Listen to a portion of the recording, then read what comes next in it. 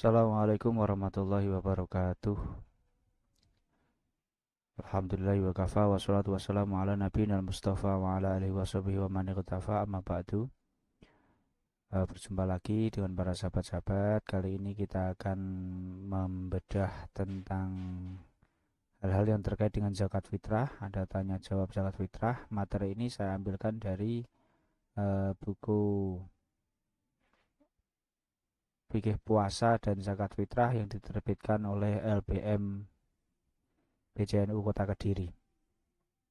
Yang ini sudah praktis, sudah bagus, sistematis sudah bagus, maka kami perlu untuk menginformasikan, menularkan ilmu ini kepada teman-teman sekalian. Kita mulai saja ya. Bismillahirrahmanirrahim. Ini tanya jawab seputar zakat fitrah.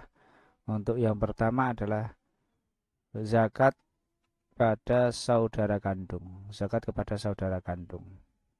Jika ada saudara kandung yang miskin, apakah boleh memberikan zakat kepadanya?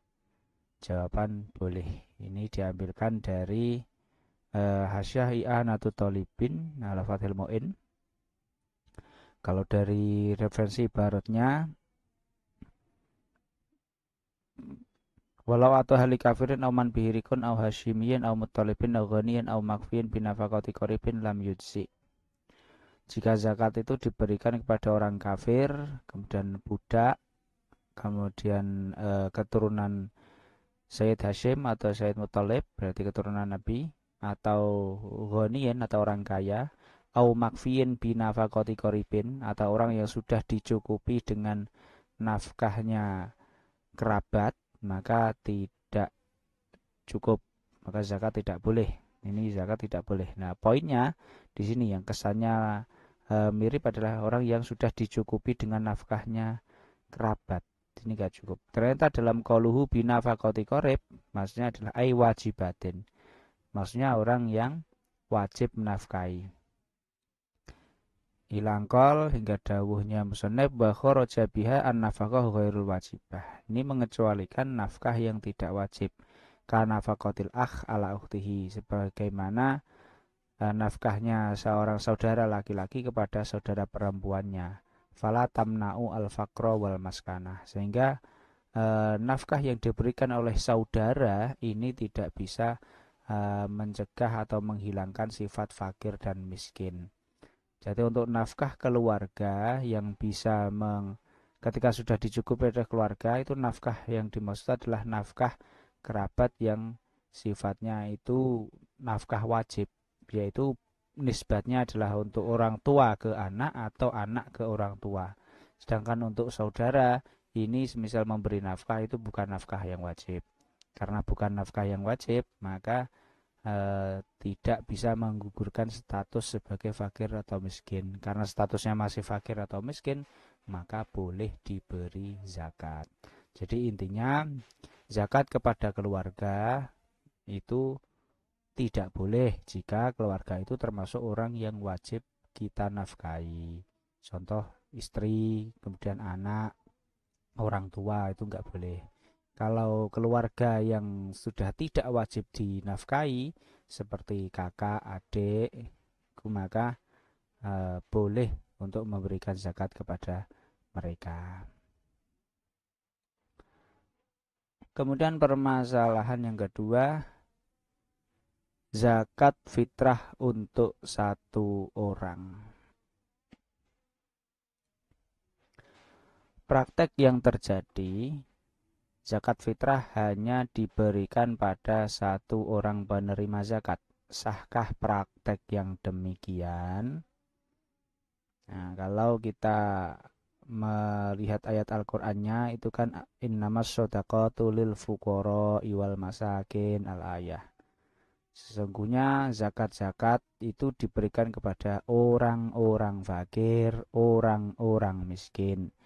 Jadi zakat itu diberikan bukan kepada satu orang fakir, satu orang miskin, atau seorang miskin, seorang fakir, bukan seperti itu, tapi orang-orang fakir, orang-orang miskin. Ini bentuknya jamak, banyak berarti.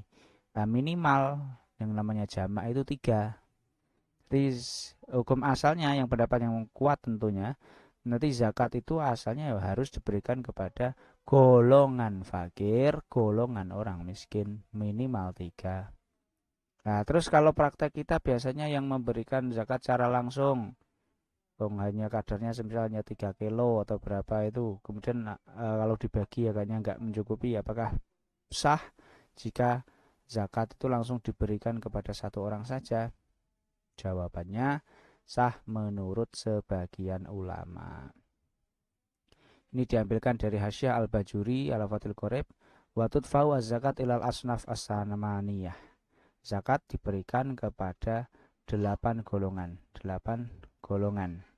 Kalau az-zakat ila angkol wal murad biha, yang dimaksud dengan zakat adalah ma yashmalu zakat al-fitri.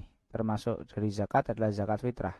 Famuqtadu dalika, sehingga konsekuensinya adalah annahu yajibu daf'uha lil asnaf ats-tsamaniyah. Konsekuensinya maka wajib memberikan zakat fitrah itu kepada 8 golongan penerima zakat.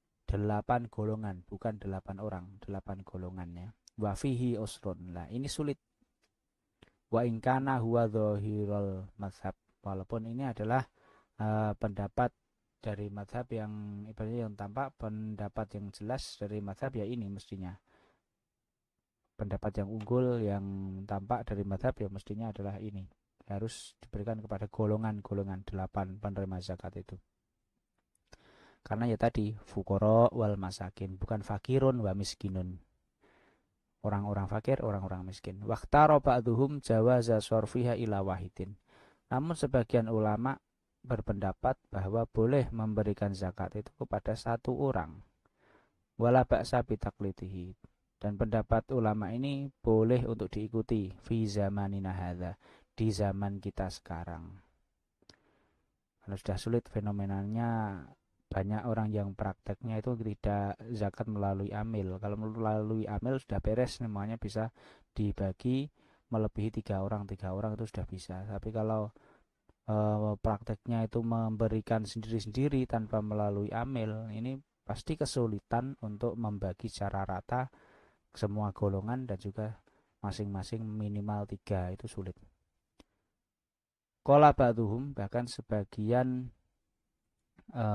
orang, jadi sebagian ulama memperbolehkan memberikan zakat kepada satu orang. Tidak masalah mengikuti pendapat tersebut pada zaman sekarang. Qala ba'duhum walau kana Syafi'i hayyan la aftabihi. Sebagian ulama berkata, andai Imam Syafi'i masih hidup, beliau pasti juga akan berfatwa demikian. Beliau juga akan berfatwa demikian. Ini menurut dia klaim satu ulama. Intinya ada pendapat yang membolehkan zakat itu diberikan kepada satu orang. Walaupun pendapat yang kuat tadi intinya ya tetap sama seperti ketentuan awal bahwa zakat fitrah itu diberikan kepada 8 golongan, bukan 8 orang, tapi 8 golongan. Ya masing-masing golongan kalau ada nanti harus rata minimal 3, karena jamak itu minimal 3. Yang permasalahan ketiga, zakat fitrah untuk istri. Apakah seorang suami wajib membayarkan zakat sang istri? Jawaban, wajib selama ia mampu. Jika tidak mampu, maka sunnah bagi istri untuk mengeluarkan zakat sendiri. Ini referensinya dari Nihayatuz Zain.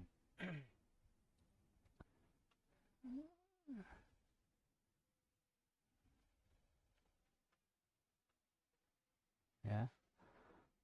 Wajib selama ia mampu, jika tidak mampu maka sunnah bagi istri untuk mengeluarkan zakat sendiri. Ibaratnya dari Nihayatuz Zain yang kita bacakan artinya saja ya. Istri kaya yang taat kepada suami miskin tetap wajib nafkahnya, bukan zakat fitrahnya. Karena yang dituntut untuk membayar zakat adalah suami, sedangkan kondisinya tidak mampu. Tidak wajib bagi istri mengeluarkan zakat untuk dirinya, karena yang dituntut adalah orang lain, berarti suaminya. Akan tetapi sunnah bagi istri mengeluarkan zakatnya sendiri.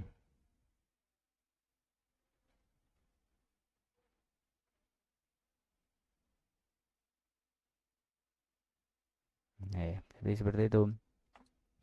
Jadi ini intinya, zauja al-ghani alati fi ta'ati zaud al-mu'sir tajibu nafaqatuha.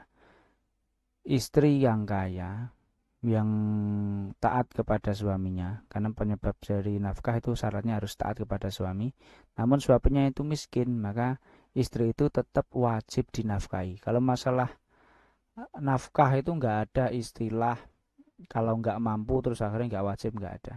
Yang ada nanti adalah dua kemungkinan.